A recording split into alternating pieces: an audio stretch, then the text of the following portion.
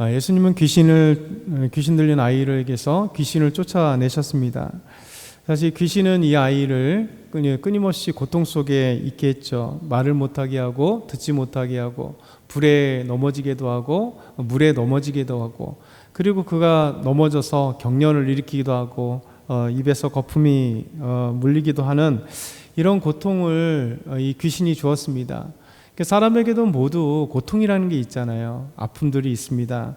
그런데 이 아이가 어렸을 때부터 이런 고통을 당해왔습니다. 제자들은 믿음이 없어 그를 쫓아내지 못했습니다. 근데 예수님께서는 그 귀신을 보시고 쫓아내신 것이죠. 이 고통에서 예수님은 해방시켜 주신 거예요. 우리 삶의 이 말씀들을 보면서 생각해 볼 거는, 예수님은 우리의 삶 가운데 귀신 들린 것처럼 삶의 고통과 아픔과 눈물과 삶의 힘든 모든 것들을 그냥 좌시하지 않는다는 거죠. 그냥 보고만 계시지 않는 분이 우리 예수님이세요. 반드시 우리 주님께서는 우리의 고통에서 해방시키고자 원하시는 분이죠. 근데 중요한 건 뭐냐면 항상 믿음이에요. 믿음. 그렇죠? 믿음, 그리고 믿음과 함께하는 기도. 우리 하나님이, 또 우리 예수님이 우리에게 이 말씀 계속 9장을 통해서 말씀하시는 게 뭐냐면 우리가 믿음으로 기도해야 된다. 그렇죠? 기도 외에는 이런 종류가 나갈 수 없다. 할 수 있거든이 무슨 말이냐? 믿는 자에게 능하지 못한 일이 없다. 그러니까 반드시 믿음과 기도는 함께 동반답니다. 그래서 우리가 어떤 문제가 생기면 마치 귀신은 들린 건 아니죠. 귀신 들린 사람도 또 요즘에는 또 흔하게 보지 않습니다. 그러나 귀신 들렸을 때, 또 귀신에 사로잡혔을 때, 악의 세력에 있었을 때, 세상이 우리를 유혹을 할 때 가장 쉬운 게 뭐냐면 우리를 죄의 유혹으로, 근데 그 죄가 죄로 보이지 않더라는 거죠. 항상 성공으로 보이고 돈 버는 것으로 보이고 또 내가 어떤 즐거움으로 보이는 그 자리로 이렇게 세상은, 사단은 광명의 천사로 다가와서 좋은 것처럼 이렇게 우리를 보여주고 유혹하는 거예요. 그때마다 믿음이 없으면요, 그냥 좋게 보이는 그것으로 끝나서 유혹되게 되는 거예요. 근데 믿음 있는 사람은요, 항상 마음속에 하나님이 우리에게 이 믿음을 통해서 눈을 보여주세요. 이게 거짓인가 아닌가. 그래서 지금 이 시대에도 항상 저와 여러분에게 필요한 게 믿음이라는 거죠. 그리고 이 믿음을 통해서 우리가 수많은 문제 가운데 간구하는 기도가 있는 거죠. 이 새벽에도 우리가 나오는 이유가 주님 앞에 주님과 교제하고 주님께서 우리에게 주시는 그 믿음과, 또 우리가 삶의 여러 문제뿐만 아니라 교회 문제, 그리고 습관적이라도 하나님 앞에 기도하기 위해서 나오는 거잖아요. 근데 기도하면 반드시 그 기도가 절대 땅에 떨어지지 않는다는 거예요. 그렇죠? 하나님의 때에 반드시 응답되는 것이죠. 그래서 우리 주님은 이렇게 우리에게 삶의 모든 문제를 주님 해결하기를 원하시고, 그리고 밝은 길로 가기를 원하시는 것. 근데 문제는 뭐냐면 이 길이, 예수님의 그 길인 단순하게 귀신을 쫓아내는 길이 아니라 이제 구원을 향해 가는 길을 가고 있다는 거예요.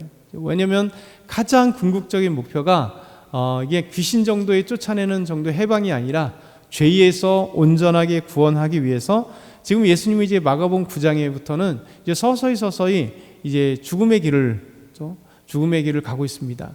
3월 달에는 이 3월 마지막 주일이 종려 주일이에요. 그렇죠? 그리고 4월 첫째 주가 바로 부활 주일이에요. 고난 주간이 이제 있는 것이죠.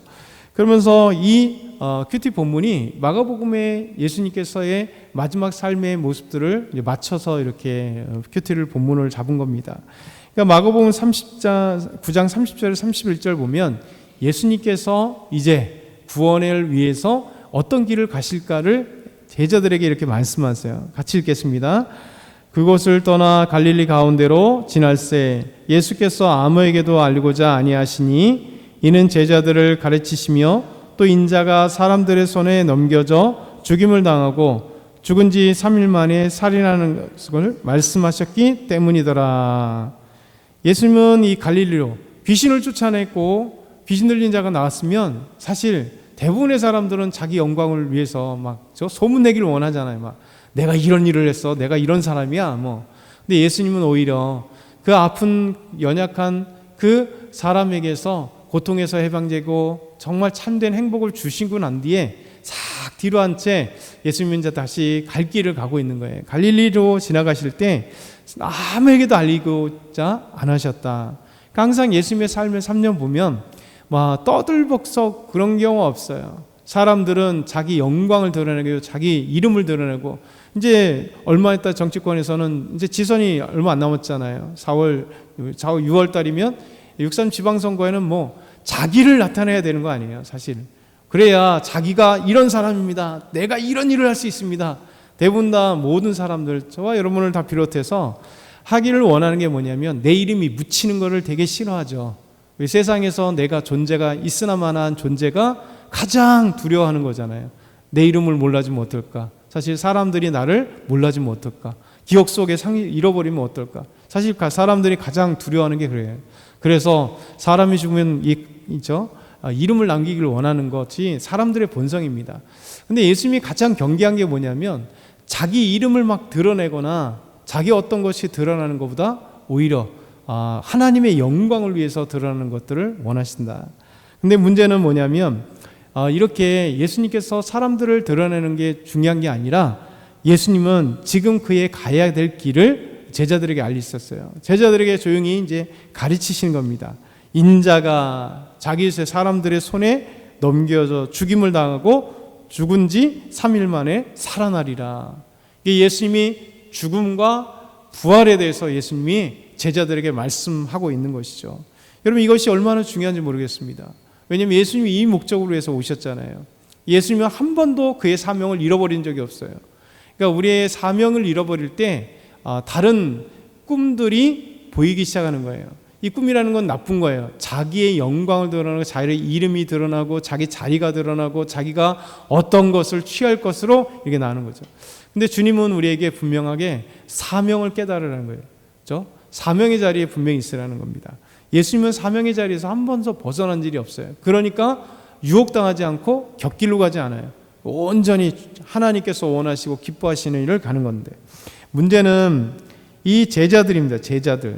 이 제자들은 예수님께서 지금 죽음의 사명을 감당하고 나가고 있는데 제자들은 이 얘기에 대해서 두려워서 감히 묻는 자가 없더라. 32절에 얘기하면서 제자들이 참 한심한 모습이 등장합니다. 이 제자들은요, 이제 귀신을 쫓아내고 갈릴리와 함께 예수님과 이렇게 쭉 가고 있는데 이들의 쟁론이 일어났습니다. 서로 막 싸우고 막 얘기합니다.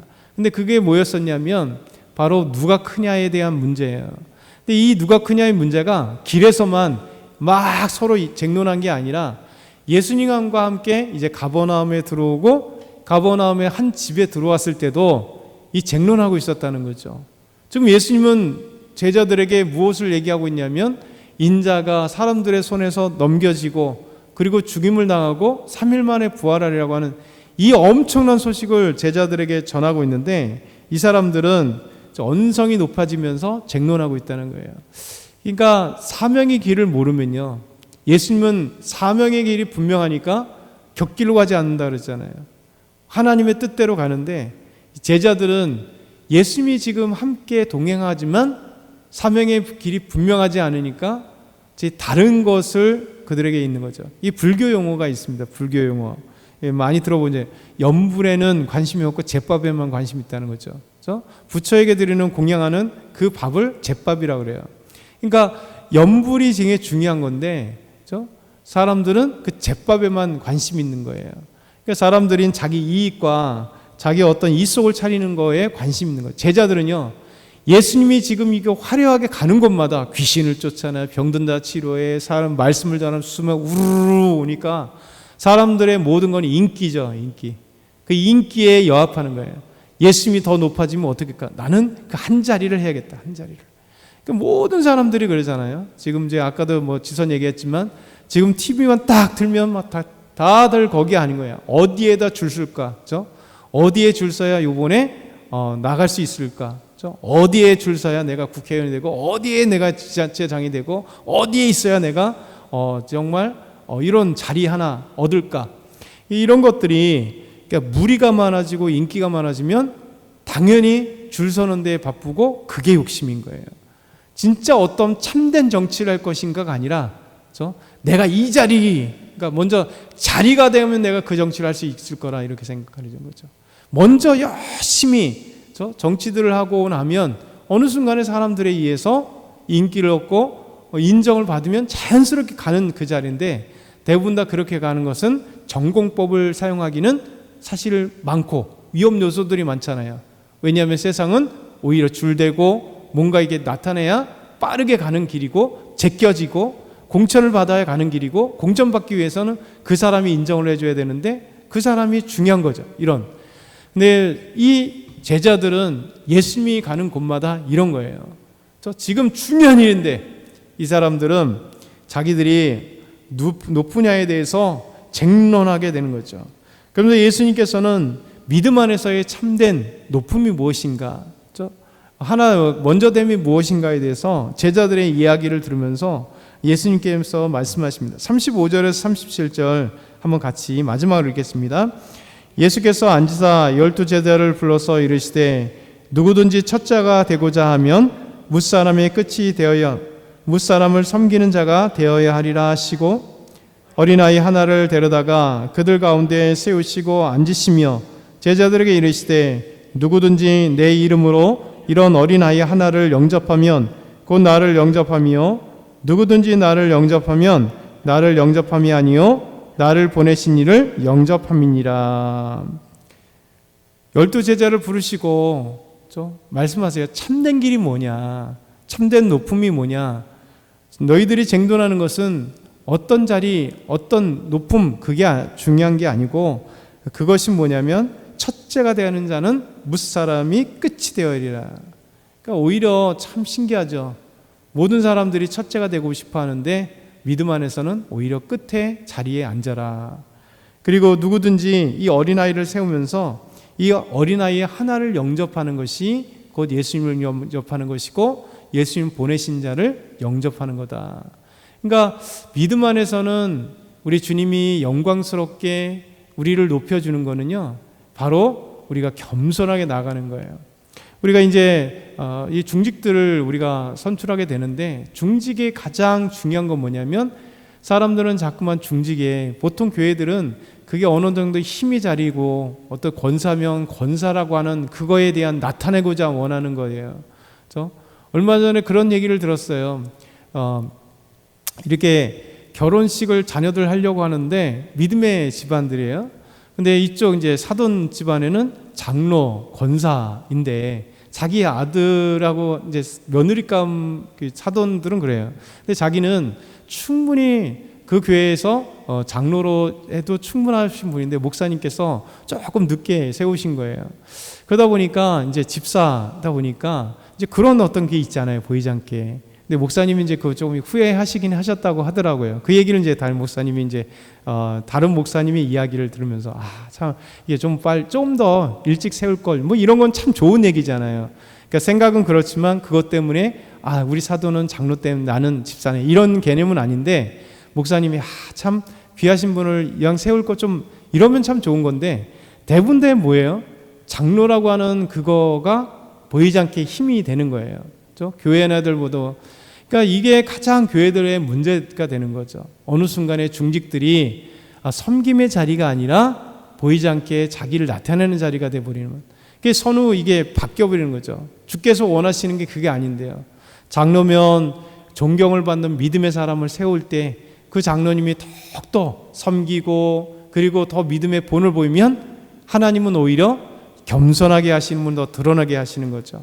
저 권사면 권사답게 아름답게 하나님을 더 섬기면 좀 빛나는 거예요. 그렇죠? 장로님이, 안수사님이, 권사님이, 우리 집사님들이 다 빛나는 영광의 자리인데 오히려 그 자리를 망각하고, 그렇죠? 그러면 하나님 기뻐하지 않는다는 거죠. 우리가 이 말씀 보면서 결단해야 되는 거예요. 나는 정말 섬김의 자리에 바로 서야겠다. 내가 주님을 따라가는데 사명의 자리를 놓쳐버리면 사명의 자리보다 다른 것이 이제 우리에게 다가오는 것. 그래서 우리는 우리 주께서 원하시는 아름다운 자리, 아름다운 사명의 그 자리, 그래서 우리 주님과 동행하는 것이 기쁨의 자리고, 주님의 그 동행의 자리는 구원을 위해서, 우리를 사랑하는 그 자리에서, 우리의 그 고통과 힘듦에서 우리를 해방하기 위한 아름다운 그의 삶의 전 모습을 우리는 따라가야겠다 결단하고 오늘도 순종하는 저와 여러분 다 되게 소망합니다.